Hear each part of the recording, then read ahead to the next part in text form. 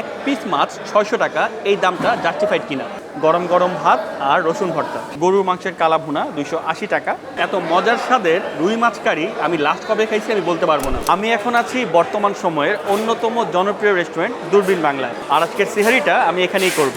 এই হচ্ছে দূরবীন বাংলার সেহারি স্পেশাল মেনু। সাদা ভাত, চিংড়ি ভর্তা, রসুন ভর্তা, ডাল, চিংড়ি ভুনা, রূপচাঁদা ফ্রাই, কারি, রুই মাছ কারি, সর্ষে ইলিশ, সর্ষের ধোয়া ইলিশ ভাজা, ইলিশ পাতুরি আছে, কালা ভুনা, গ্লাসি, মোরগ pulao, plain pulao, chicken roast, লইট্টা fry, mutton leg roast special আছে, চিকেন ঝাল ফ্রাই। তো এই হচ্ছে সেহারি স্পেশাল মেনু। আমরা অফ ক্যামেরায় খাবার অর্ডার দিয়ে ফেলছি আর এখন খাবারের জন্য ওয়েট করি। আর এখন রাত বাজে 11:30, তাতেই কিন্তু ভালো ক্রাউড। এখানে আপনি যদি আসেন অবশ্যই সময় নিয়ে আসবেন। আমার খাবার চলে এসেছে, তো আমি দেখিয়ে দিচ্ছি কি কি অর্ডার করেছি আর কোনটার কত দাম। সর্ষে ইলিশ দাম হচ্ছে 600 টাকা। আপনাদের মতো আমারও প্রশ্ন যে এক পিস মাছের দাম কেন 600 টাকা, সেটা আমি খাওয়ার পরেই বুঝতে পারবো। আস্ত রূপচাঁদা ফ্রাই 400 টাকা, চিংড়ি ভুনা 550 টাকা, রুই মাছ কারি 250 টাকা, গরুর মাংসের কালা ভুনা 280 টাকা, রসুন ভর্তা 50 টাকা, চিংড়ি মাছের ভর্তা 100 টাকা, আর ডাল জনপ্রতি 40 টাকা। তো এখন খাওয়া দাওয়া শুরু করি। একদম গরম ধোয়া ওঠা ভাত। আমি খাওয়া শুরু করব ভর্তা দিয়ে। প্রথমে নিলাম রসুন ভর্তা, আর নিব হচ্ছে চিংড়ি ভর্তা। চিংড়ি ভর্তায় বেশ ভালো পরিমাণে ধনিয়া পাতা আর মরিচ দেখা যাচ্ছে। গরম গরম ভাত আর রসুন ভর্তা, খাওয়া যাক, বিসমিল্লাহ। রসুন ভর্তাটা খুবই মজা, খুবই ফ্লেভারফুল। ধনিয়া পাতা, কাঁচা মরিচ আর তেলের খুবই সুন্দর একটা ফ্লেভার, একদম 100তে 100। এরপর খাবো হচ্ছে চিংড়ি ভর্তা। এখানে চিংড়িগুলা আস্ত আস্ত আছে, এই যে ছোটো ছোটো চিংড়ি। খাওয়া যাক। দুইটা ভর্তাই জোস। আপনারা দূরবীন বাংলায় আসলে ভর্তাগুলো খেয়ে দেখবেন। ভর্তার পর এখন খাবো এই রূপচাঁদা ফ্রাই। এই হচ্ছে মাছের সাইজ, এটা হচ্ছে মিডিয়াম সাইজের রূপচাঁদা। উপরের লেয়ারটা খুবই ক্রিস্পি এবং পাতলা।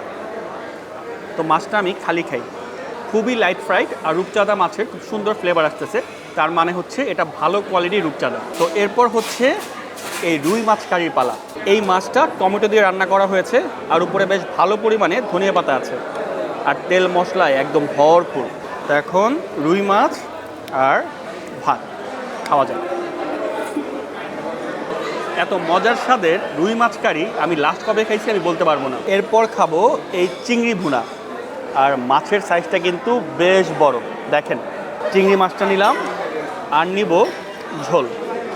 আর এই চিংড়ি মাছটাও তারা টমেটো দিয়ে রান্না করছে, আর উপরে বেশ ভালো পরিমাণে ধনিয়া পাতা দিয়েছে। তো প্রথমে আমি চিংড়ি মাছের ঝোলটা দিয়ে ভাত খেয়ে দেখি, অস্থির। তো এখন চিংড়ি মাছ আর ভাত খাওয়া যায়।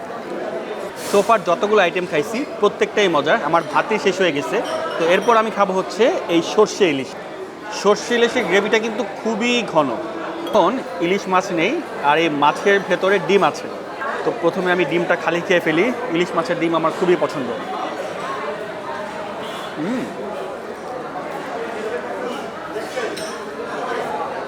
সরিষার খুবই সুন্দর একটা মাইল্ড ফ্লেভার পাওয়া যাচ্ছে। তো এখন মাছ।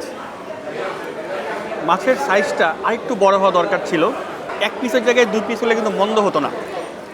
তো এখন মাছ আর ভাত, বেশ মজা। যাদের ইলিশ মাছ পছন্দ তারা অবশ্যই এই সর্ষে ইলিশটা খেয়ে দেখবেন। রান্না নিয়ে কোনো কমপ্লেন নেই, স্বাদ একদম দুর্দান্ত। কিন্তু আপনারা কমেন্টে জানাবেন যে এক পিস মাছ 600 টাকা, এই দামটা জাস্টিফাইড কিনা। আজকের শেষ আইটেম গরুর মাংসের কালো ভুনা।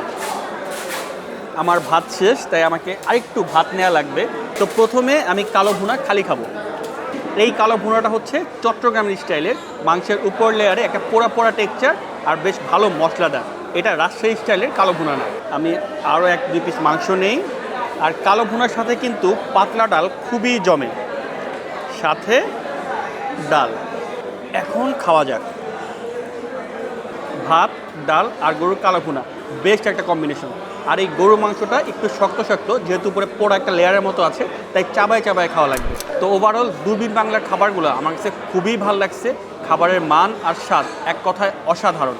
তো যাদের বাংলা খাবার পছন্দ তারা একবার হলেও দূরবীন বাংলায় খেয়ে দেখবেন।